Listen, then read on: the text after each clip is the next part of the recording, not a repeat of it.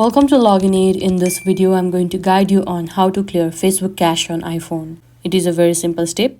Firstly, make sure you have the application and you're logged into your account. Here you can see I'm already in my Facebook page. Now there at the bottom right, you can see menu option, tap on it. Now here at the downside, you can see settings and privacy, you have to tap on it. And there at the first, you can see settings, you can simply tap on it. Now at the search bar, you can simply search browser, tap on it. And at the first, you can see the option cookies and cache. And beside that, there you can see the option clear, you have to tap on it. This kind of box will pop up, simply tap on clear. This is first method to clear your cache on Facebook. Another method is to go to your settings.